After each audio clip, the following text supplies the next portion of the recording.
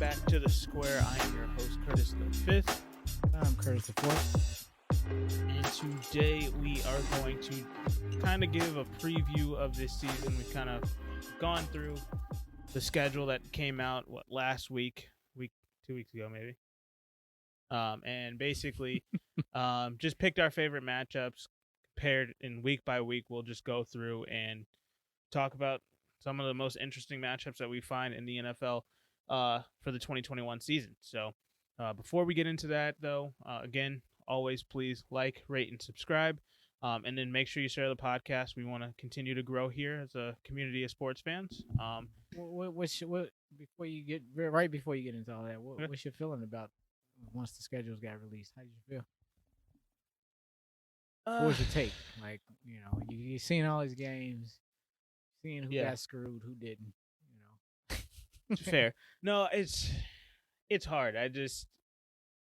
I'm excited for football. I'm ready for football. But Chicago always gets screwed.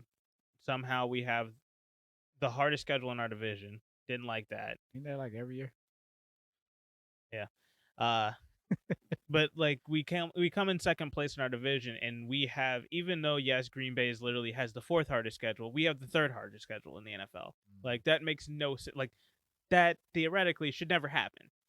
But whatever. We still sit with a second place schedule, having to play a Super Bowl champion, and then all of the AFC North and all of the NFC West. So we're kind of in a pickle there. But it's nasty. But I mean, overall, I do like. There's a lot of really good matchups this year. I think the NFL hit it out of the park with the kind of the marquee matchups. Mm-hmm. Like every week, outside of 1 or 2 weeks, there's a powerhouse game that's like just can't miss TV. Right. So that's how I feel about it. I mean, I just think that I'm also just giddy for football again. Just I'm ready for it. So I could be overhyping some of these, but I'm ready. You probably are, but that's okay. But I'm a diehard, and I'm not just a Bears fan. I'm a diehard NFL fan. So like, I think I also have a different kind of outlook on the season than a lot of people do. Not a problem. Your thoughts? You know how I feel about this.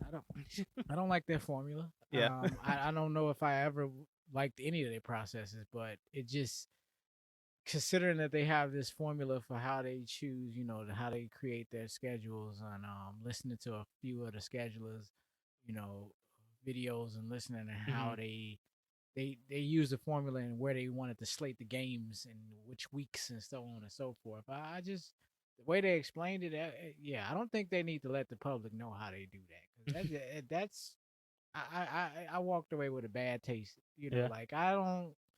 That seemed borderline biased somewhere at the end when it comes down to like where they're gonna play them and which weeks and what they're factoring, and they say. Well, that's what confused me about Washington's schedule. I don't know if you caught a glimpse of theirs. They literally finished the last 5 weeks of the season all division matchups. No, I didn't, and is that going to be based on some quirky NFC least nonsense from last year? So now here's your pittance. It's insane. They play because they play. If I'm thinking this right, they play the Giants in week 2, then they play Dallas in 2 of the 5 weeks at the end of the year. They play Philly 2 out of the 5 weeks at the end of the year, and then they wrap up the season with the Giants again. So they just have like, and it's not saying like these teams are so good, like it is really going to be hard for Washington to get through and kind of break their way into anything. No, I'm not saying that. But it is very hard to play within your division, and you have to do it week after week after week at the end of the season, and they're going to be dead tired if they do limp their way into the playoffs. Yeah, not good. Yeah. So, I mean, there's some weird stuff that's going on with the schedule making. But I think, again, overall, there are a lot of marquee games that are going to be really fun to watch this year throughout the entire season. And plus, we got an extra game this year as well. So get even more football. It's still gonna probably fly by way faster than it should feel. Not an extra game. What we're witnessing. We're gonna watch one less preseason game. Actually, yeah, that's what I was gonna say. They did kind of make it so they shifted it basically so that the season starts a week earlier. We got one more meaningful game. Is what we really have, which that's great.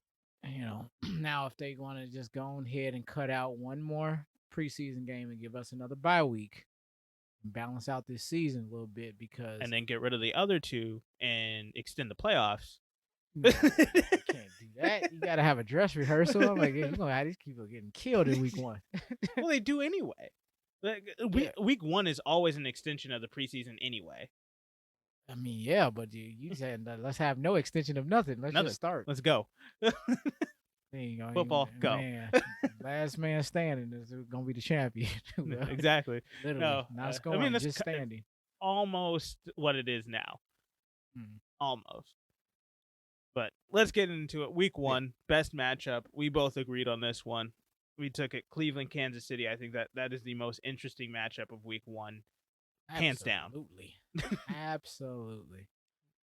So we're getting a rematch from, the AFC divisional round from last year. The fumble out of the end zone kind of screwed over Cleveland in that game. But also, Cleveland really get screwed over considering that they were in the second round of a playoff. I think, hell, best. No, I just don't like that rule. That's what I'm saying. That rule is stupid. Yeah, I mean, we can go down quite a few rules that they got that don't, catch, no catch. Fair. Don't even say anymore. Yeah, that. God, instant replay. A lot of things need to be fixed about the NFL, but it is still one of the best sports. Yes, it is. Apart from the rules they got. No, but Cleveland, Kansas City, I'm dying to see this. I do think Kansas City is gonna start off the season with the W here, but this is going to be one of the most. It's going to be a very hard matchup for Kansas City to start out their campaign on their kind of revenge tour, if you will.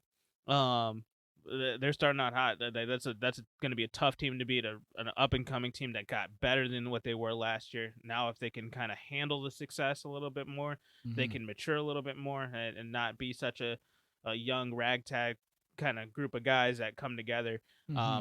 If they can play as a team fully from week 1 to week 18, that's going to be a sneaky, I wouldn't say dark horse, but one of the few teams in the AFC Super Bowl bubble, if you will. Yeah, and with that loaded AFC North division,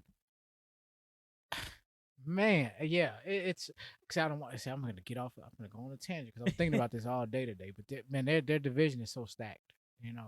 When I'm saying that, looking at declining Pittsburgh team and a rising Cincinnati Bengals team, and I'm not exactly sure if they're eye to eye right now. Then you still again you have Cleveland, who has obviously made the jump, but the question still remains: can they get out of their own way? Is this going to be this 1 year thing and then they regress? But I'm excited, and I mean I don't know if week 1 is going to be answered any of these questions because they got to face the defending 2-time AFC champions. Yeah. And that's what I think that the media needs to stop with these week 1 matchups. Like, if they get off on the wrong foot, like Tampa Bay lost in week 1 and they ended up with the Super Bowl. Like, let's calm down. And this is exactly what I was saying about the extension of the preseason. Week 1, teams are still trying to figure out what they've got. There's a lot of new talent. There's a lot of turnover year after year.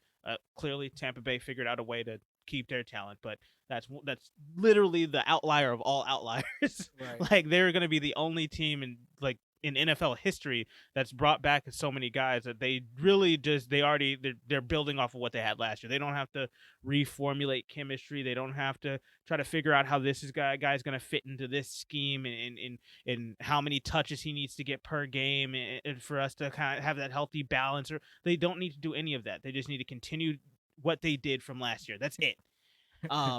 But you got Gandalf on the staff. There you go. That's true. how you bring them all back. But with Cleveland, this is a team that, like you said, getting out of their own way. They need to figure out again how to mature and to get everything to gel from week 1 to week 18.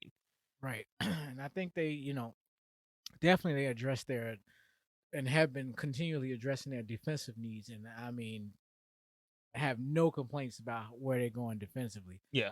Offensively, I do have a concern, and it's you don't, and you have a nice take, and I'm not against that, but this OBJ thing. I know. I don't. The question for this year for me is going to be: does he really fit with this team? I don't know. I'm not saying he does or don't, but he does raise some question marks and some concerns for me. Yeah. Just in the aspect of chemistry, I don't know if he fits with this team. And I respect that take a little bit more than OBJ is the reason why they can't have success. People saying that, I think, that's a bunch of BS to me. Like, because OBJ, the only time we saw him not work out on any team was when Freddie Kitchens was the head coach. That was just a disaster of a team. Not like that. That's and I think a lot of people have a sour taste from, what is that, 2019, 2018, where Freddie Kitchens came in and completely ruined that young nucleus that they had. Mm-hmm. And now with Kevin Stefanski, the team looks much better. Granted, they did play better when OBJ was out. I'll give everybody that. I understand. Yes, the team got better, or I wouldn't say got better. I think that they just, to me, what I saw was Baker Mayfield stopped trying to force the ball to OBJ to try to get him his touches. For some reason, the whole ideology about OBJ was that he gets pissed off when he doesn't get enough touches. He wasn't getting a lot of touches in New York, and yes, he was young and 24 and 25 and had an outburst. After that, still wasn't getting as much touches as he should have, and still the team sucked, and we didn't hear anything of him for once he got the new contract. So, and then he got traded. So, from what we've seen, I think there's too small of a sample size of what we've seen of him healthy to say that he doesn't work in Cleveland. I agree with that. That's fair, but that's also the exciting component to, man, what type of team are they about to roll out this year? Exactly. You know? And if I want to say the Chiefs ain't got nothing to worry about, but Chiefs they need to be concerned. Yeah. You know, don't just think they just gonna lay down and take an L, because they not. No, you know? That's a good team, and I think that Cleveland's going to be figuring out some things. Kansas City possibly, I mean, especially with having to figure out what they're going to be doing, I guess, without Sammy Watkins, and figuring out what's happening up front is really the biggest. Just what's happening up front, because that is going to be the big thing, is where their offensive line, when does their offensive line gel? When does it click for their offensive line? All those new guys coming in there to really get everything coming together. Outside of that, I have no worries about Kansas City. Okay, and fair. I was gonna say on to add to what you just stated about the offensive line. The condition and the state of their offensive line, whether they chemistry, no chemistry, showing up today, is 1,000 times better than who showed up at that 100%. Yes, the just talent alone, they've gotten better there. But to me, that whole unit needs to be able to communicate. They need to be able to gel together. They need to be able to trust one another for that offensive line to be as talented as we want them to be. So that like I said, that's my only concern, is when does that click for that offensive line unit for Kansas City? If that's within the first month of the season, Kansas City, I've already has them as my number one team in the NFL right now. Right. I don't think that would be without any question where that'll take them. Now, I guess my only other concern is their DB situation, but I think that they have so much offensive firepower that doesn't even matter on that side of the ball. And it being May, we still have a little time before they address that as well that fully. So, because once these mini camps start, some of that fat's going to start getting trimmed off, and they're going to start fine tuning who's going to be what. And exactly. There's still some notable free agents that's still out there. Yep, I agree with that. I know you have another one from week 1 that we need to highlight here. Oh man, this is for you. You know, everyone that was real excited about the draft. You know, we got the Jets versus the Panthers. You know, yes, Sam Darnold faces off against his old team in the nemesis of the new up and coming Zach Wilson and era, and he so the old versus the new. Yeah. However, the only thing that takes away from it is that the fact that it's going to be played in Carolina. So Yeah, not in you New won't have to York. go up against those fans, which I guess, yeah, I that's think one. if the NFL was really, I guess they really wanted to try to throw me off personally and try to say, no, see, there, we just randomly randomized Yeah, them and so on. No, because you ain't fooling nobody because you know doggone well that them playing in New York would have been 10 times better than what it is to being in Carolina. true. But nevertheless, we get to see the old, getting rid of the old, going with the new, Yeah. and they putting Zach Wilson on, on the road week 1. So I mean, trial by fire. And I think that's good for him because I think with the New York market, if not that he might flop week 1, but there's still a lot of stuff a rookie quarterback's going to need to figure out. You know, true. I'm gonna let you have your take, and then I'm gonna give you my reality to this. Well, and so, but I think that was smart by the NFL to send him on the road week 1 to just let him get your feet wet week 1. Again, you are going up against a kind of a volatile matchup with Carolina. So the NFL kind of did him dirty on that one, but still, it's on the road, so he can figure stuff out, kind of get his feet wet, and then come back home the following week and jump in that way. Okay. This is all I'm about to share. New York Jets. Do not, and I mean do not find a way to lose this game.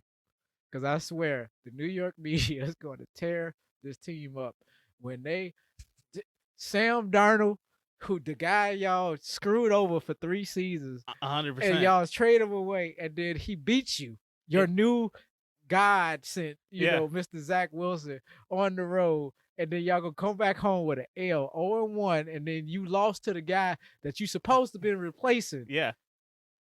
How does that work out for the New York media and for Zach Wilson and the New York Jets franchise? It sounds like it's a bad PR thing all the way around. They have, no matter what happens, you have to win the game. There's no way you can spin this in a loss. No, I agree with you that because it is in the New York market, they are going to rip them. But I think that is the issue. The New York market, this is a 22-year-old kid getting trot out there against a 23-year-old kid getting trot out there. Like, these are guys that still need to figure out what the game of football is. I understand. And so, like, the New York market... New York don't understand, but... And that's the issue. It's like you guys are reacting to a fan base that doesn't understand that these guys they're kids. They still have not figured everything out yet. All I'm saying. But I agree with you. They're going to rip them apart if they lose this game, which I actually think that they will because Carolina's got a sneaky nice team. They actually do. And that's what all I'm getting. It's just setting it up for Zach Wilson. I'm hope you enjoying your time because you talk about trial by fire. Yeah. Man, dude, Plus, the other thing about this is that for Sam Darnold specifically, this is showing him a completely different organization and how the Jets situation was that is a one-off situation in the NFL. That's just a bad organization because instead of going out there and what we thought they were going to do and what we were afraid that they were going to do is they traded for Sam Darnold, traded away Teddy Bridgewater to get draft assets, and then come and get his competition, which what the Jets probably would have done if they had the chance to. Right. No, they go ahead and say, forget that. We've traded for this guy. We're going all in on this guy for the next 2 years. Let's build a team around him to see what we got with him. Right. And those are two completely different ideologies between the Jets and the Panthers. And I think that this is what possibly will give Sam Darnold finally the organization that he needs to succeed and be if he's just an average quarterback in the NFL, Carolina is going to be it's going to be in lockstep, I think, they're going to be a step behind Tampa Bay, but they will be the number 2 team in that division and competing for a playoff spot in the NFC, I think. I can see that. You talking about the Jets? No, Carolina. Oh, Carolina. Competing, we should see. I think they'll be in that playoff bubble with the wild card spots. I don't know if they'll get it, but I think they will be one of those teams at the end of things. Just kind of from the outside looking in. Carolina, not on my power rings. No, I'm just where I had them. But we got to this is see. subject We to got to see change. how they start the season off, Right. and just how everything kind of gels together. That is a future forecast with that's disregarding injuries. That's disregarding all of the stuff that comes with the NFL season that could possibly be a road bump for them getting there. I mean, we got them at 19. I mean,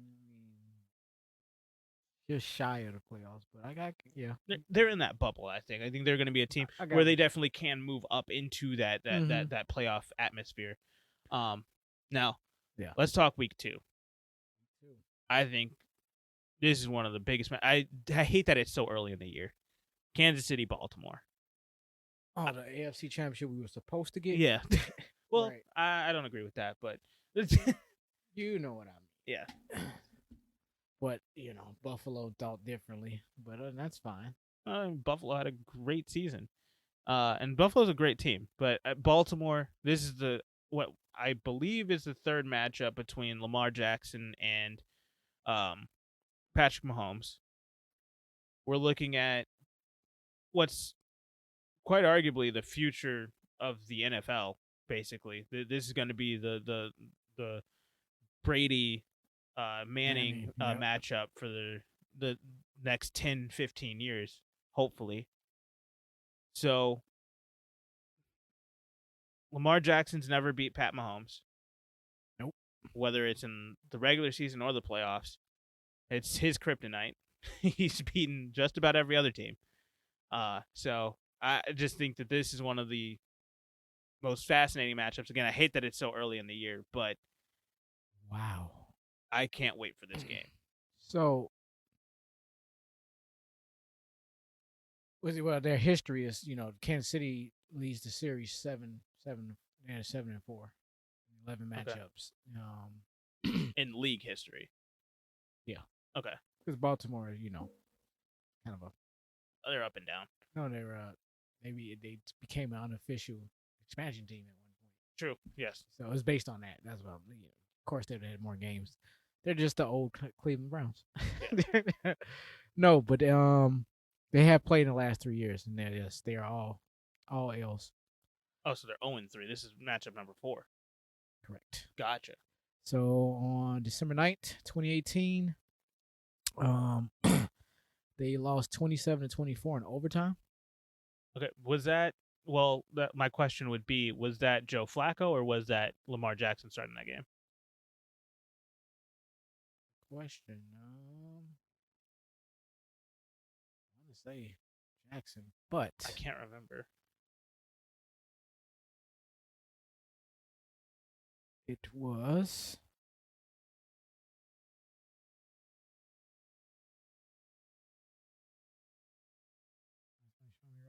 no, Lamar Jackson. Okay. And his backup was Robert Griffin. Ooh, interesting.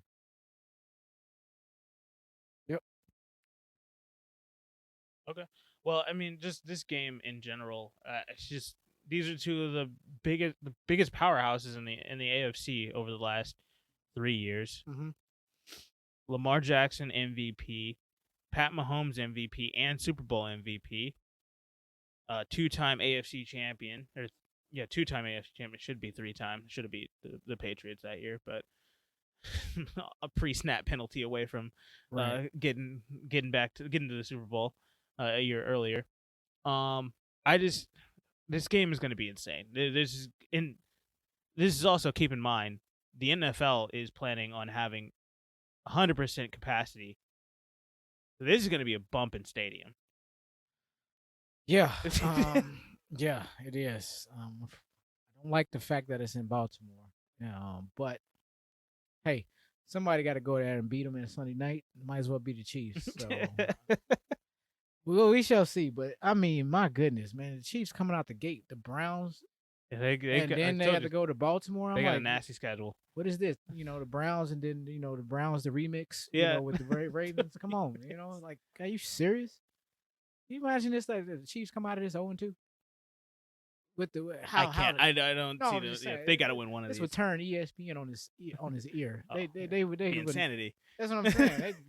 They pulling their hair out, just pulling their hair out. It's crazy. But yeah, Chiefs, Ravens. That's an exciting matchup There's there. not much to say about it. It's just we know what these two teams are. They're fantastic. They are the class of the AFC as it stands right now. They're always going to be with what in that top four Mm-hmm. for the foreseeable future. And again, this is the new Brady Peyton matchup. So I again can't wait to watch this one. I wish it was later in the season once everybody's got their feet wet a little bit. There's a little bit less figuring it out. But the Right. great defenses on both sides, great offenses for sure. Great offensive lines now. Yep. And this is just gonna be an all-out brawl. I think this is gonna be one of the biggest slugfests of the year. Like these two teams are both trying to make a statement this year. Yeah, Baltimore bolstering up that wide receiving core, Yep. which is makes for an interesting story as to what type of offense that they're going to look. Are they going to be a run first team? Are they going to be a pass? Are they going to be a balanced attack? And this is what's going to be interesting because, especially if Kansas City kind of holds pat with what they have right now, mm-hmm. I would expect them to try to attack the defensive backs because Kansas City's got a great front seven. Right. It's going to be hard to run that ball, and I know you're running it with Lamar Jackson. He's impossible to tackle, but if we have been seeing the progression of Lamar Jackson's passing game, mm-hmm. Rashad Bateman, Hollywood Brown, Sammy Watkins, and Miles Boykin. Mark Andrews is still the tight end over there. Mm-hmm. He's got weapons now. Don't forget about Boykin now. Boykin, I guess. The old number 3. Whatever. Not feeling him, huh? I'm gonna get you to. But no, it's just to me. I think that we're banking on Rashad Bateman being a number 1 wide receiver, and he's a rookie. That's hard to do. So I think that Baltimore still need to make a move to try to get a number 1 guy, in my opinion. A bona fide, this is our guy. We're no questions asked. This dude is our go-to guy. Right. And then you have Mark Andrews as your safety valve, and you have your rookie Rashad Bateman. If you can formulate it that way, right. That would make this team more scarier to me and almost a lock to win the AFC North, in my opinion. If they can figure that out. The reason that I do have it as a toss-up between Cleveland and Baltimore right now in the AFC North is specifically because Baltimore's receiving core is led by a rookie, and then it's got a guy who's been pretty much of a disappointment in Hollywood Brown as it stands right now, and Sammy Watkins, who's pretty much washed. Rejected Sammy Watkins. So that's where I'm standing right now. But if Rashad Bateman is what they're hoping he is, then they should be attacking them down the seams with those corners, because those corners can't stop anything. Like the corners are not anything special in Kansas City. So those are the guys that you want to go attack on that defense. It's not, you don't want to be fighting in the trenches against Kansas City. Right. So that's where it stands for me. All right. Well, let's talk week 3 then. I think really the biggest matchup, this is one of those kind of quieter weeks. They came out with the bang week 1 and 2, so they're going to slow it down a little bit in September. Chance to settle in now and like, okay, let me just see some standard football here instead of all of these extended, playoff games. Playoff previews that we're going to get at the very beginning of the year, which is, well, I don't know, NFL. Y'all need to really rethink this. This is a divisional showdown, though, so it still should be very interesting. If they flip-flop week 17 and week 1, that the ratings wouldn't change one bit. Not at all. It's week 1. You can give me the worst matchup. We will watch it, break it down, reanalyze it. 100%. You know what I'm saying? Completely, we'll tear it inside out. It doesn't matter what it is, especially like the Hall of Fame game. Yeah. That has to be by far one of, if not one of the worst played NFL games of all season, or definitely of the preseason. But the fact that it's the very first game, that in itself is enough. We'll sit there and watch 1,000, strangers running up and down the field. We don't know none of these people. Have no idea if even maybe half of the people who watch it will even be on the roster by the end of the month. And yet we're it's must see TV. I mean, this is what I think the NFL is kind of absolutely crushed out of the park is that the season is so fast. I know it's 4 months, Mm-hmm. but it goes by in a blink. It is Does. we hit September and we're like, okay, long season ahead of us. It's going to be a grueling next few weeks, and we got a long road ahead of us. And then it feels like tomorrow. It's we're at the playoffs. Like I'm like, dude, how does that go by so fast? You blink, it's already Exactly. we already talking about the Week Thanksgiving 6. games. I'm like, what? Thanksgiving already? It's insane how fast the NFL season goes by, and then we have and it's one of the most exciting playoffs in my opinion because it's win or go home. Mm-hmm. And you have one chance. And this is what the NFL is all about. It's any given Sunday. Anybody can get got on any week. Like you can have a bad day and you're out. And so like that is what makes the game of football and the NFL so beautiful is that it's week after week. It is must win football. Even with an extra game this year, it is not like these teams are going to be taking those games off. Those are must win games. You need to do whatever you can, even with an extra playoff spot with the seventh game with the seventh team. Mm-hmm. You still are looking at just absolutely a dogfight in those. It's always going to be about 5 or 6 teams fighting for 3 wild card spots. Yep. So I just think that the NFL kills it with that, and that's the reason why we will watch a crappy Hall of Fame game every single year and watch it from the coin toss all the way through to the end of the game. We do not care, and then we'll watch the recap right after. It'll go switch right over to ESPN. Like we do not care. Give me the Canton speeches all over again. You know, give me the boring. You know, the whoever the guard was from the obscure team that we never watched. You know, and never heard of this guy. But you know, hey, he had a very interesting speech. Man, we eat all that stuff up. By August, oh man, we are starving. I'm tired of watching minicamp and Justin Fields and his orange get up with his shorts on. I'm tired. Give me him in his pads. Let me see him play football against another team. I do not care. Put your real one on. Let's go. I'm tired of all the promo shots on Instagram. Like I don't care. Give me football. I want to see you on the field today. Where are all those coming from? Oh my goodness! I think it's at Hallis Hall. Okay, I'm just like, man, I'm seeing all these like where y'all finding all this stuff at? Like this stuff just like a virtual basket or football card or something. Yeah. You know, just those are fantastic. Tons of them. They're nice, but I was curious. Well, I think they take all those at Hallis Hall. Okay. Chicago's got a really nice Instagram team. I will admit that. Let's get back to the point. Right. Week 3, division showdown. We've got Indianapolis versus Tennessee. I think that's the most interesting matchup. Like I said, it's a little bit of a slower week, but I think this one's huge because this is showing these are the 2 powerhouses from last year in this division. I'm ready to see Indy's new look against a really tough team in Tennessee. I think it's going to give us a preview of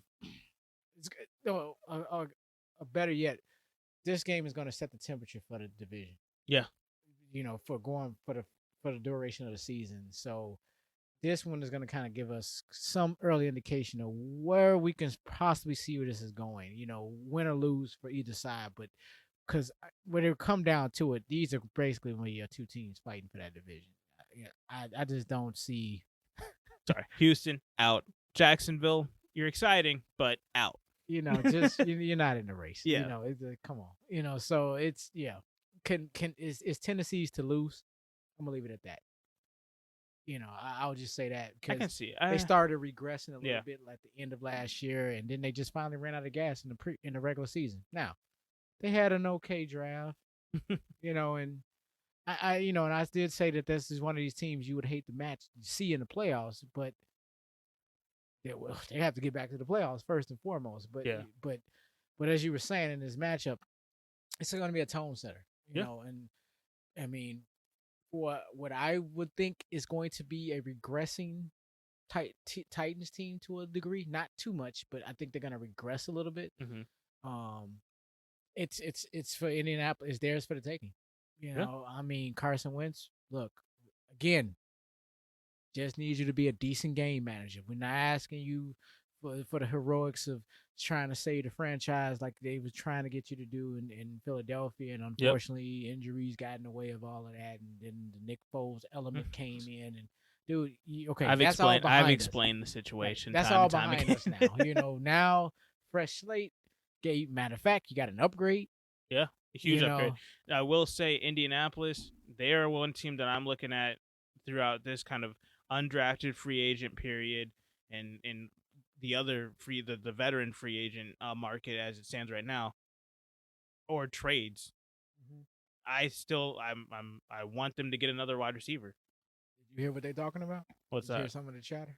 The possibility of that of Julio Jones landing over there. Do it. That needed to be done yesterday. Like I don't know how serious, but it's speculation that there's a possibility that would be that would be the ideal target. Are you serious?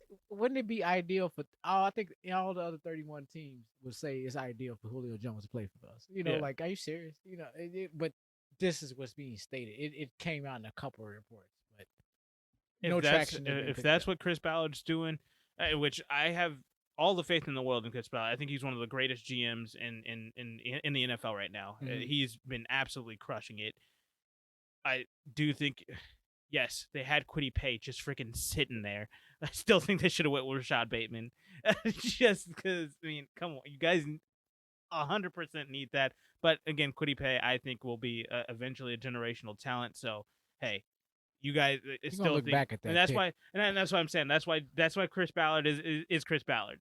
So like, I'm not gonna judge this until 3 years down the road, and once Kwity Paye is a 3-time Pro Bowler and he's absolutely crushing the league. So like, exactly. It's not. I'm not trying to kill Chris Ballard for that move specifically, but I do think that they do need to address that position specifically because Michael Pittman, T.Y. Hilton, who's been injured quite a bit as of late. Zach Pascal, and who's the tight end? Mo Alley Cox. I keep forgetting about Jack Doyle. That's the guy. Jack Doyle as well. Jack Doyle technically was the starter, and then he's aging. I think Cox is going to be the starter this year. Yeah, it's just I think that they've got those are talented guys, and if you can add somebody else to that, a bona fide number one, then that's a super deep receiving core. But as it stands right now, without that number one guy, it's just an average receiving core, in my opinion. So, but you also do have to keep in mind that they do have that stable of running backs that's just insane. So, like Indy's in a really good place to be able to take over the division. But if they really want to get everything that they can out of Carson Wentz specifically, I think that's where you need to get another wide receiver. You talking about J.J. Nelson? Better. And on to week 4, Tampa Bay, New England, Tom Brady's revenge against the New England Patriots. I mean, come on, this is insane. You're putting this game in September. All right, and this is Brady going against the Patriots. But when we start really breaking down X's and O's, is he going? Who is he facing? I mean, he's facing Bill Belichick. I understand. Bill Belichick's not on the field. This is coach versus coach. What do you mean? Right. All right.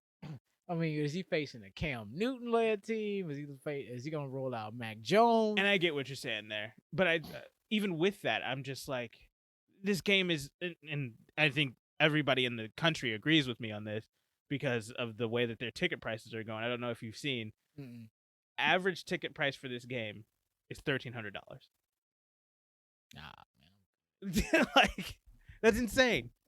I understand because who's gonna miss Tom Brady coming back to New England? This is in New England. This is Foxborough, Massachusetts. This is in Gillette Stadium. But he ain't coming by himself. I don't bring care. Gronk with him. Gronk it's too. Interesting. It makes. And I'll be damned if Julian Edelman isn't in the stands. That's funny you said that. I said I'd be damned if he ain't on the damn roster by week 4. He went on Pat McAfee's show earlier this week and said, "Hey," because they asked him specifically that question: "Are you going to Tampa?" See, it's a valid question. Yeah, it is, and he laughed about it. He was like, "I knew you guys were going to ask me this." No, I am done. My career is over. He's happy, so he's done. Well, we got this to hang our hats on that, in the NFL. But he will be in those specifically. 10s. Julian Edelman, there will be at least 6 Julian Edelman shots on that game when that comes up in week 4. Is he in the I'm booking it right stands, or now. is he in a He's on box the with sideline. Bob Kraft? He's on the sideline going back and forth between Tampa's and New England's, just hanging out with his boys. Tampering. I get it. I get it. But yeah, it's Brady versus Belichick. Yeah. This I can't say the prodigal son comes home. He just. I mean, man, the prodigal son comes home with a team. Yeah. With a whole entourage. With wrath. And another ring that they don't. It writes itself. This is gonna be so good. I mean, just even trying to make the quarterback comparison was a really weak. Yeah, but I mean, it's just so secondary. I think that it would be huge if it's Mac Jones, though. I think that will even bring more eyes to this, because you're basically looking at the future versus the past. Exactly. Well, man, I don't know, Cam. It just. Thank you for your services. Exactly. And it's not that Cam. Again, I don't know if he doesn't have it anymore. The team was horrible last year. That's true. They had nothing around. And that's which is making it hard. Like, yeah, I'm getting up for this game. I'm like, man, I would really like to know what type of Patriot team they're gonna roll. Which is why I'm probably going to be watching New England in the first 3 weeks to just see what the hell that team is. Right, on both sides of the ball, for that matter. Even though they got all these guys coming back from COVID, and that's fine. Yeah. But again, those guys still got to get their legs under them. That's what I was getting at. You sat out for a year. You're not. You can say, yeah, you healthy and you fresh, but you're not at game speed by no stretch of the imagination. But I think this is what's going to be huge about this year, is that we finally have training camp back.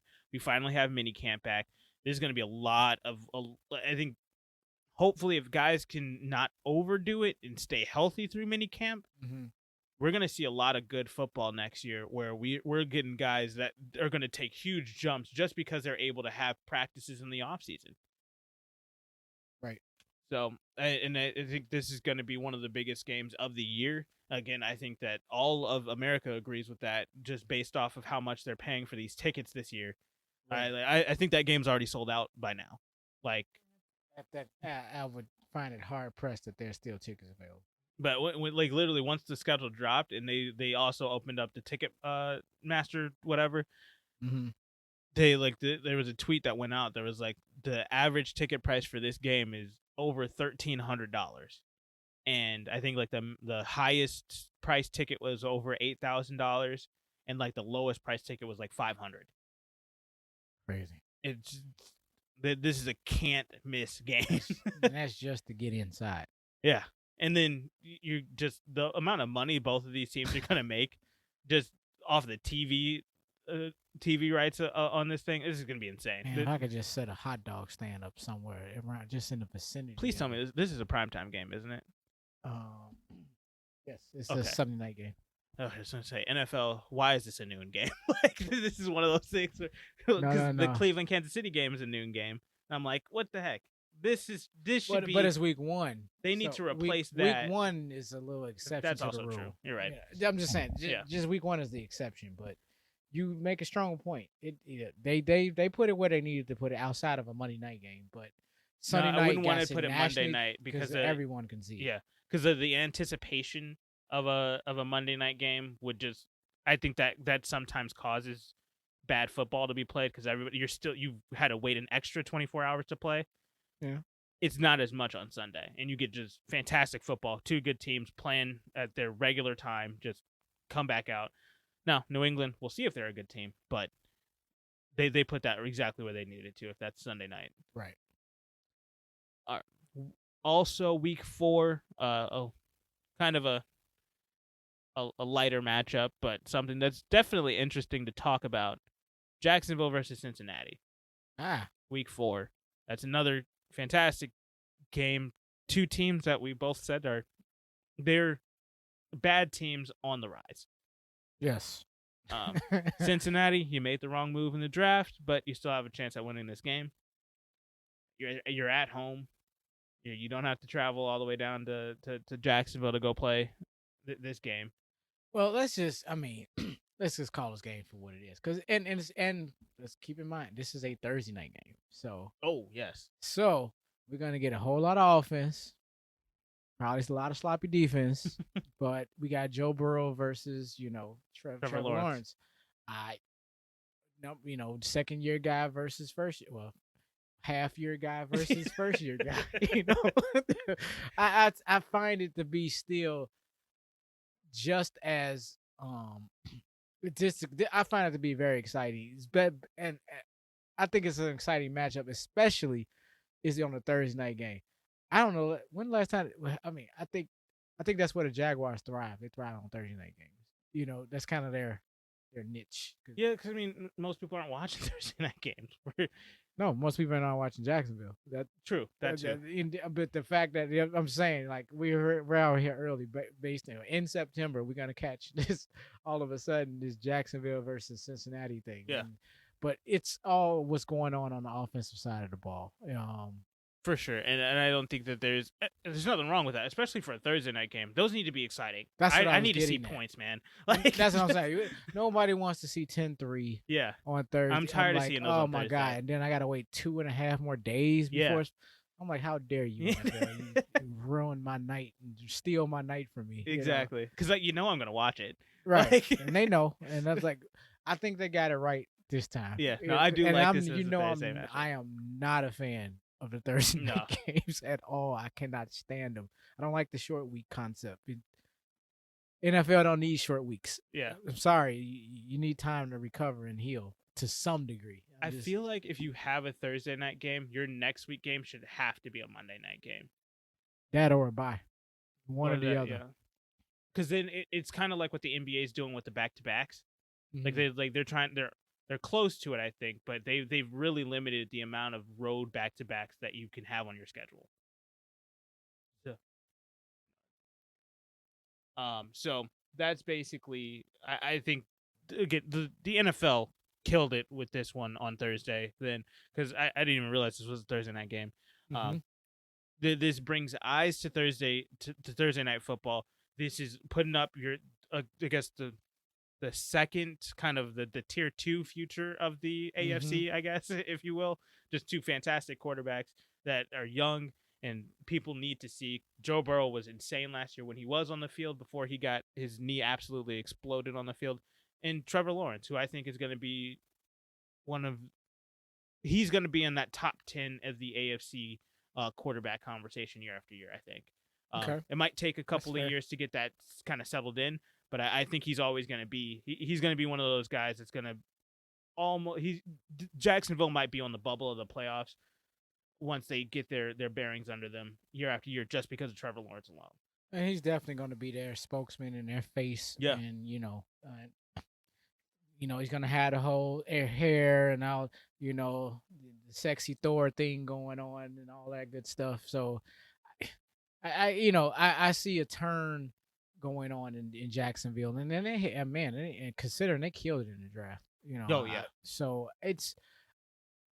this would be one of those. Yeah, I'm probably not gonna watch this. Like, if it had this been like last year, because oh my God, I was so not feeling Jacksonville, and Cincinnati was sort of interesting because of the Joe Burrow. It wasn't Cincinnati that was. It was insane. I would have watched it to see Joe Burrow, but if he was injured at the time, missed me with this game. From that point, I was pretty much done anyway. Yeah. I mean, I was. Yeah, I once he went down, I just kind of turned. I just did a 180 on Cincinnati. I'm like, there's nothing else here. Mm-hmm. Yeah. Let's move on to week 5. Buffalo, Kansas City, AFC Championship rematch here. Yes. I don't think there's anything more we have to say. I think Buffalo got better. I think Kansas City got better. Let's run it back. Let's see it again. Exactly. This is the AFC Championship matchup. Same place, same teams. Just a different month. Here we go. We got our offensive line. We got our receivers, and got our people. Yep. We got pass rushers now. I mean, damn, like the Chiefs got like murderers row in the first 5 weeks. They did not have an easy schedule. Browns, Ravens, Bills. You say the Bears got a harder schedule? I don't think so. That's what I kept saying. No, I kept saying, look at the first half. The Chiefs' first 8 weeks are just freaking ridiculous. Chicago's last 8 weeks are ridiculous. Well, that along with the other 8 weeks, there's still some other stuff. That's why I was because They both got the nasty Chiefs' schedules get a lot better in the second half of this season, where the Bears got screwed. Moving on, we're not talking about the Bears. I'm talking about messed up schedules. Yeah, the strength of schedule. But the Chiefs, my goodness, the Browns, the Ravens, and the Bills in the first 5 weeks. It's not easy. I swear, if they 5-0 at this point, and you can't tell me nothing the rest of the year. No one can say nothing to me. Oh, absolutely not. If they go, don't even bring no Tom Brady to me. I don't want to hear nothing. I say because if they go 5-0 with the schedule that they have in the first 5 weeks, Kansas City hands down is the best team in the league by that's no question. You've beat all of the AFC powerhouses, right? Outside of Indy, who is a question as a powerhouse at this point because we got to figure out what Carson Wentz is on this team. So, okay, yeah, they didn't play Tennessee again. We both agree that they're regressing, right? But Buffalo, Cleveland, Baltimore, you just knocked them all off. You just basically said, "You guys tried last year. Move along."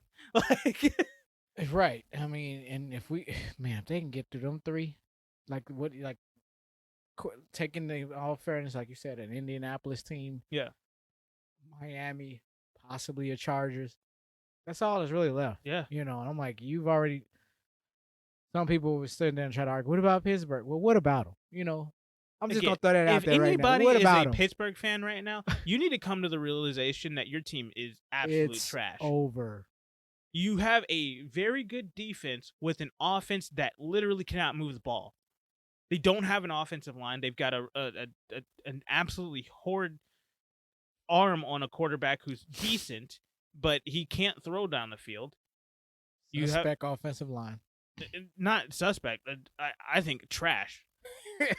Their offensive line sucks now. I was trying to get some redeeming quality here, but okay. And then your receiving core is just it's a number 2 in Juju and then some average dudes. That is a strong statement there. I think everybody agrees Juju's not a number 1. I understand. I just thought the other 2 technically are better than him. I told you I am down on Juju. He's done with me. I would take a Claypool and a Deontay Johnson any day over this guy. On that team. Now, he had an opportunity to leave and he didn't. I'm done. Because this dude just told me, like I told you, don't want to win. And as we're talking about, well, I don't think he cares about winning this year. I think this is about getting more money next year because it's only 1-year deal. I understand all that, but again, my issue was never about money. The money part was just to confirm what I'd already said. This dude does not care and does not want to win. That's what it all come down to. I can't say no to that. You like Pittsburgh. You like the state of Pennsylvania. That's fine. I have no problem. More power to you. Great, wonderful. Enjoy yourself, because you in for a world of hurt this year. Yeah. Good luck though. Sorry, but back to Buffalo, Kansas City. I get a little bit of a derailment there. Not really. I'm circling right on back. And this another, like you said, another powerhouse matchup, a Sunday night game. So the whole world is gonna see this as they're gonna try to roll out Josh Allen. As the new man. God. The way that they cover this guy now, you swear it reminds me of the whole Brett Favre, Steve Young type. I get what you're saying. It's just like, my goodness. I understand what you're saying, but I think you have to look at Buffalo as a team. This team is the roster itself on paper. It's good, and then I watch TV. Stop watching TV. You are now the media. You get into these reporters and these analysts who just are so enamored by, oh my God, Josh Allen, because he had 3 marquee games. 3, and that's it. And I'm like, dude, Kansas got 3 in the first 5 weeks. You know what I'm saying? Outside of that, what else is he okay. He ain't he's the second coming or what? I think he's good. I don't think that he is the greatest of all time. I don't think he is the best quarterback in the AFC. No. I think he's good, and I think that's all that they need from him is for him to be good. Do what you did last year. Just 50-50 in these really tough matchups. You just have to be average in those and play great football when you're playing crap teams. Right. That's it. Like I'm sorry. Like I think a lot of these teams make it really more convoluted than they have to be. Like this guy does not have to win every single down against the best defenses in the NFL. All he has to do is be average in those moments, and then when he's supposed to win, when he's supposed to kill these teams, do that. Let him play. Let it's like let Russ cook against the guys he's supposed to cook against. Right. And then run the ball against the best pass defenses in the NFL. Stop trying to make it what it's not. It's like, unfortunately, that it will be the recipe. Unfortunately, they have not caught up to that recipe yet because, as you already know, where their biggest liability at on that offensive side is that run game. Yes, that's true. So we will see. Now, did they bolster up the offensive line enough where these guys stay healthy and and maybe make enough of a crease where it improves their run game? That that's what we're waiting to see. Yeah. But I mean, Matt Breida, Twan Jones. I know you're out on Zach Moss. Zach. And I know you're tired of not, as am I. Singletary. I mean, okay, come on. All right, bro. The clock is running. This is your final year to show something. Or could we move and could we change? Could we flip the page and go to the next chapter if this guy does not show up this year? That's all I'm gonna say about Devin Singletary. I don't know. I don't want to hear. Well, this happened, and if they sign him to an extension, then you will see it in the next. No. Well, and I think the reason why that's realistic to happen because he is a running back. Right. Let's be honest here. Running backs, if you're injured all the time, you're not seeing a second contract. That's true. So, I mean, he's got to put up or shut up this year. This is his contract year, basically. So, if he doesn't put up this year, he's going to get a middling contract next year to see on a crap team if he still has anything worth throwing. Right. Otherwise, he's going to be out of the league in 5 years. Well, that could very well be. Yeah. Let's talk week 6. Now it's about to get interesting. Green Bay versus Chicago. Let's discuss. It's in Chicago. What is the over-under on amount of games that Chicago trots out Andy Dalton as a starter? I knew you were going to ask that. I couldn't get my page up quick enough. Because I got to pull up their schedule. And I should have already had it ready to go. And I was so caught up in what we were talking about the Bills. The question is who's starting in this game? Yeah. On either side of the ball, really, for that matter. True. That is very true. Don't even know who's going to be the starting quarterbacks. Well, see, I mean, week 1, I think we both assume it's going to be Andy Dalton against the Rams on Sunday night.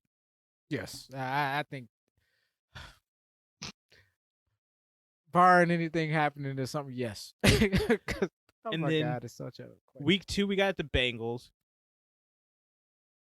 This is a good time to roll out a Justin Fields. I know. I like it.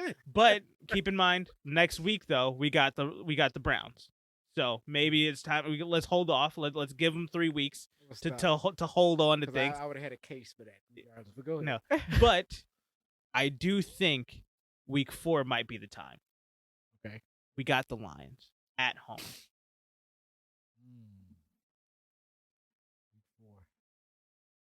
Gives them a tune-up for the Packers game. Yeah, it gives them a couple weeks to get it all figured out, start gelling with Allen Robinson, making sure David Montgomery knows exactly where he's going to be stepping. So we got Rams in week 1. Rams in week 1 on the road. Cincinnati in week 2. At home. Okay, 1-1. Yeah, 2-1. And then we got who? On the road against Cleveland again. 1-2. Okay, devastating loss. We're embarrassed. Okay, we don't want to lose track of this. We don't want to lose grip of the season. Oh man, that's a really good spot.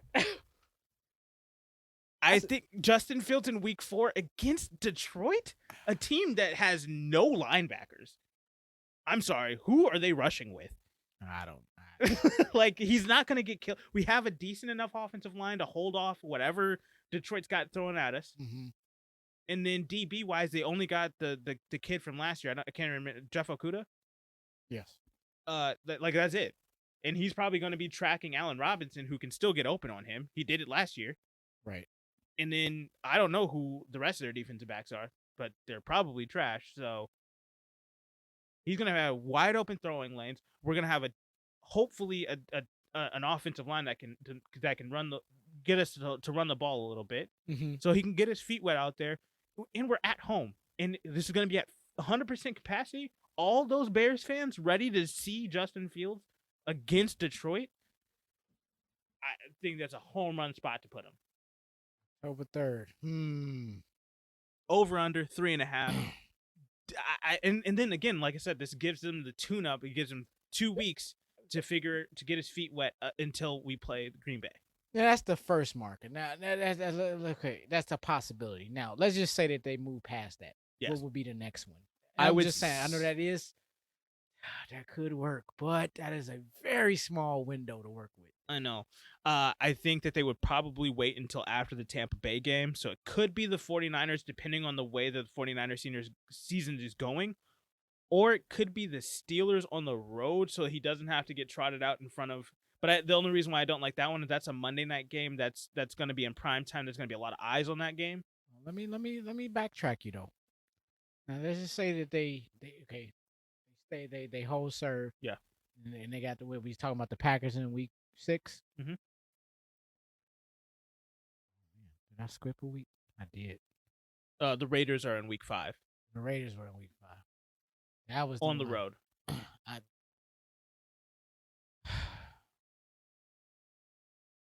Which also being on the road, I think might not be a bad idea, because if he does have a slow start to his career, which is quite possible, but I'm not going to hate it. I just want to see the kid play.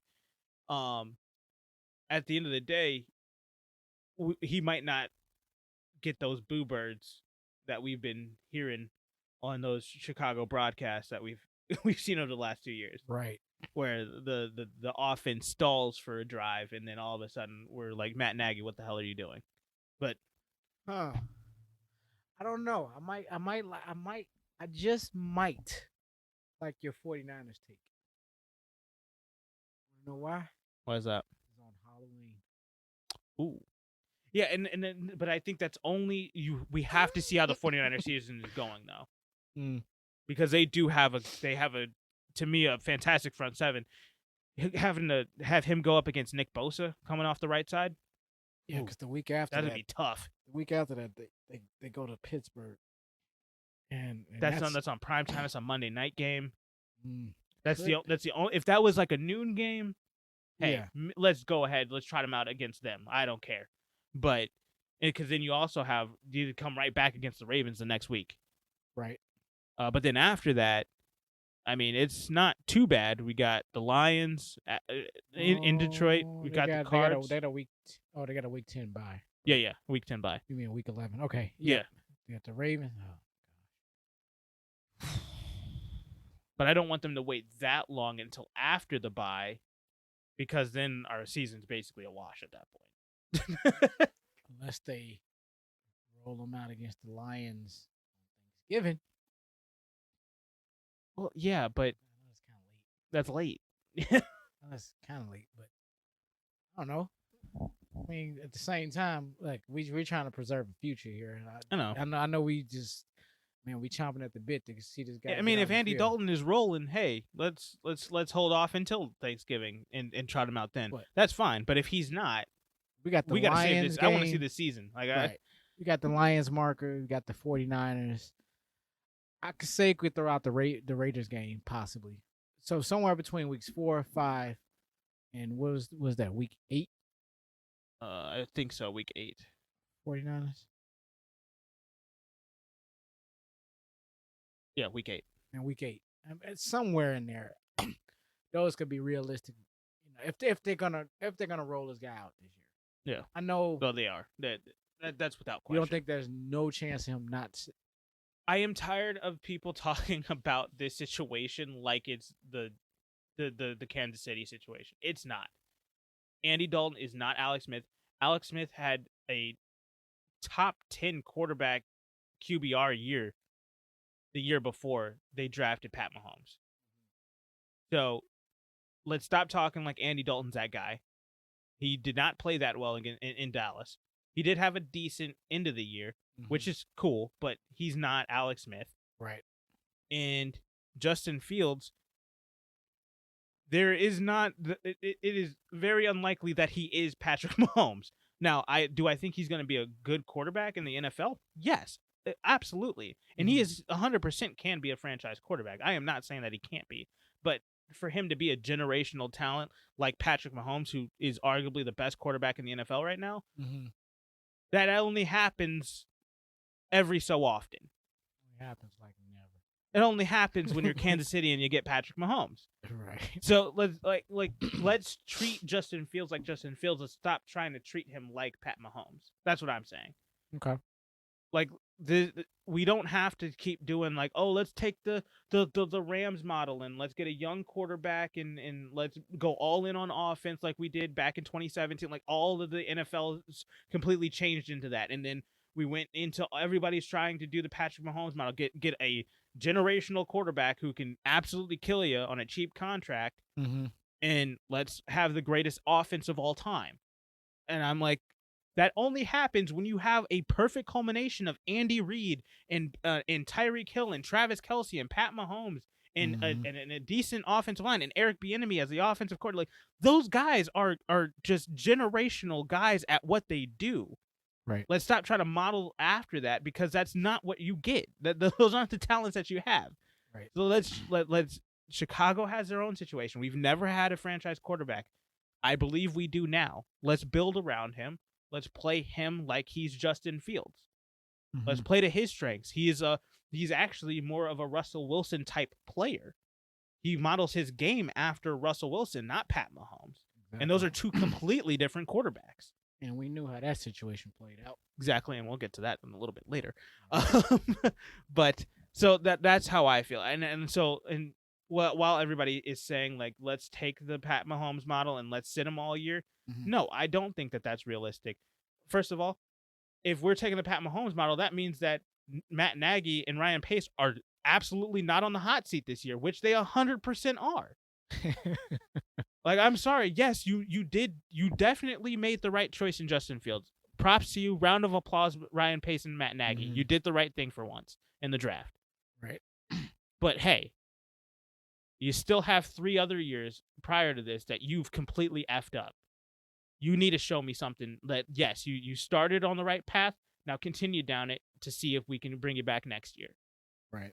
So that they're on the hot seat this year. Let's not try to act like they're not. The Justin Fields draft pick did not save their jobs. It didn't buy them 3 more years. No.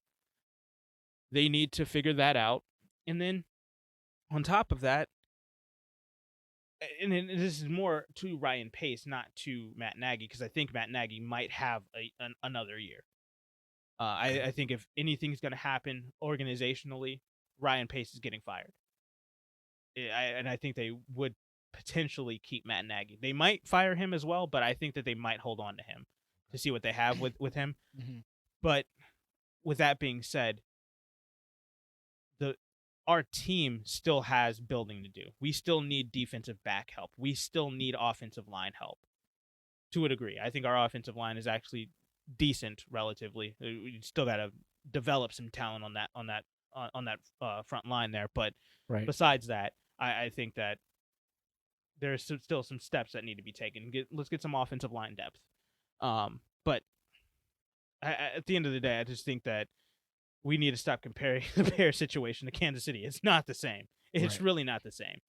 So I definitely think we're going to see Justin Fields this season, and I think it's going to be early. I think it's going to be earlier on in the year.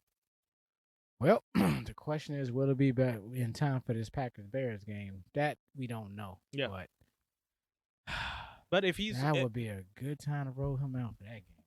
The Lions, week 4, man, I think that is perfect. And that's just saying and that's saying if he doesn't start week 1, because he very well could. From what I've been seeing, That makes a lot of sense though. The Lions game in week 4. Now then you get another tune-up game at the Raiders. That give you 2 games under your belt before you face the Packers. Then we're gonna whoop them. Then the Packers gonna figure out, you know what? That's all the hell. Let's trade this guy. And then we've been talking about this from the Bears' perspective this entire time. What is Green Bay gonna look like this year? Do they even have Aaron Rodgers? Do we know that yet? They rolling out. Is this gonna be the? Because truth be told, not that I imagine this would ever happen. You can imagine this be like Jordan Love versus Andy Dalton. if it's Jordan Love, this isn't Aaron Rodgers. I think by almost 1,000%, it's going to be Justin Fields. Like, I don't think there's any way that we don't play Justin Fields this game against Jordan Love. If it's Aaron Rodgers, then yes, there's the very real possibility that we continue to sit him. But all right, I think we did our due on this one. We definitely got that one circled on our calendars there. Can't wait. Week 7. Let's talk about Chicago some more. Chicago versus Tampa Bay. This is the anniversary of the infamous Tom Brady meme of him holding up the 4. Oh yeah. Forgot what down it was, and the Bears got away with the win there. Yep. So, only thing different about this one, it's in Tampa Bay. So, well, I'm not expecting a whole lot out of Chicago in general. I mean, not for this game. We kind of snuck one out of there and got one last year from them. You know, a team that didn't have an identity yet. But still, both teams played a very solid game. I mean, Bears played very solid on both sides of the ball. Yeah. And when it came down to executing, X's and O's between a few plays, the Bears, they pulled it out, and then Tom Brady forgot about it down, and that just helped us.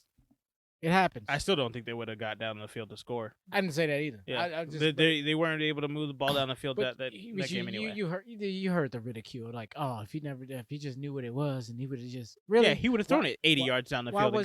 Then why weren't they up? Just stop it, people. It's like, damn, he can't do no wrong, really. Like, never. Yeah. Exactly. But I just think that this is going to be and this is going to be what ESPN is trotting out all week during this week. So it's going to be just reflection on Chicago versus Tampa Bay. I can already see it. All the ESPN memes that are going to come up and literally day after day, we're just going to be talking about this until Sunday. So. But if they don't sign Antonio Brown, I'm liking the Bears' chances a lot even more. It's like one less weapon. Please come here. That's a whole nother conversation. I would just, as long as he's just not on that roster. Yeah. But let's start there. As of right now, he's not. But yeah, there's a lot of time between now and the season. Yeah. Week 7 of the season. Do you have another Week 7 matchup? Lions versus the Rams. Yes. Jared Goff versus the Matthew Stafford. Yeah. And I would call it the swap bowl. Quarterback swap. So it just makes it interesting to see, who got the better end of the deal. Well, we already know that. We already kind of know. But come on, you're killing the narrative of the game. No, but, that's what they're gonna be selling anyway. That's what that's what this matchup comes up. It's about that trade. Yeah, and I'll be interested to see how Jared Goff responds.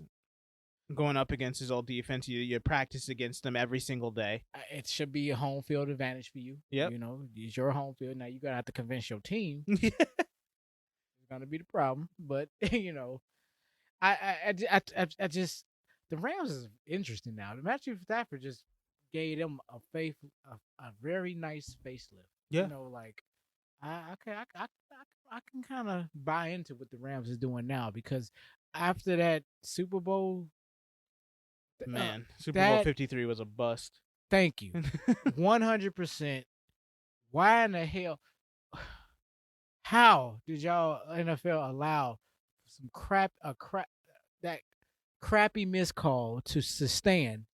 And New Orleans, I would have taken. Oh my God, New Orleans, New England, I would have took that any day over this.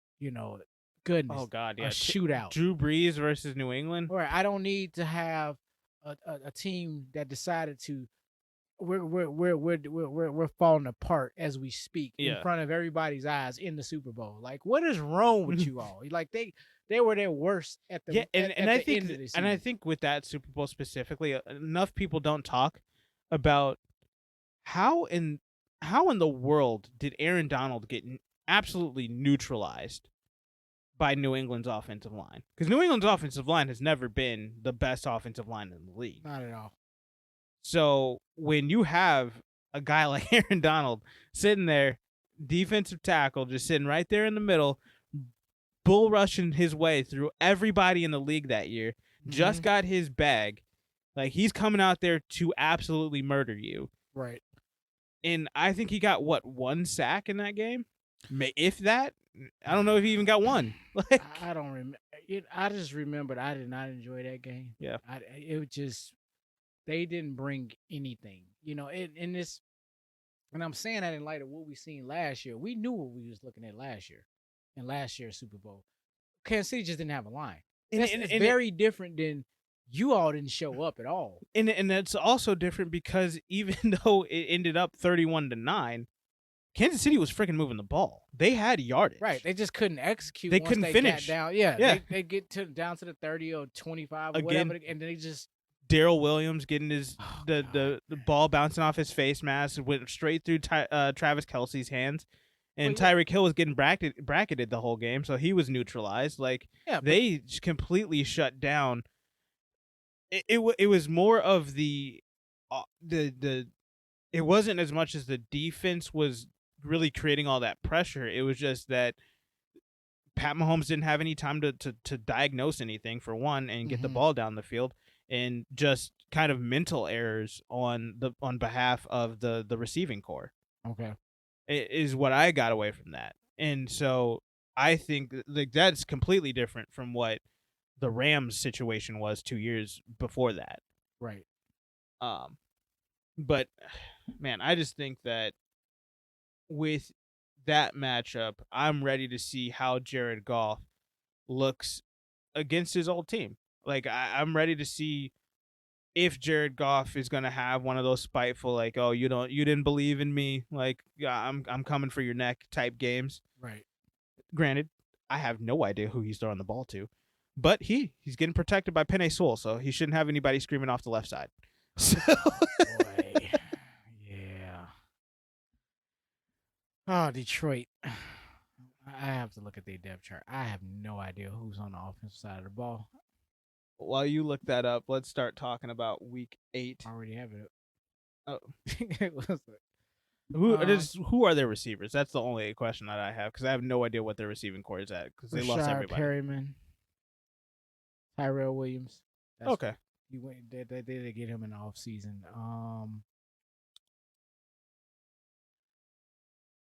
Khalif Raymond. Okay. Supposed to be their slot guy. He's a starter. I never even heard of this guy. Then they got Victor Bolden Jr., Quintez Cephas. Who was this? St. Brown. Perriman. This St. Brown rookie that they just drafted in the 4th round. Yeah. So it's really just Brashad Perriman, Tyrell Williams, and a bunch of guys.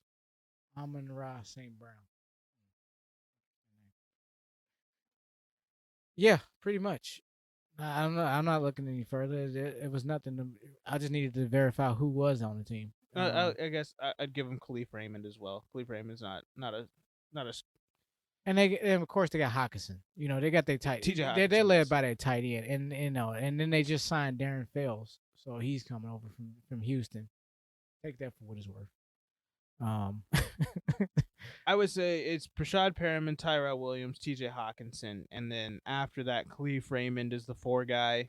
And you got DeAndre Swift out the backfield and Jamal Williams. That's it. Yeah, they have an okay.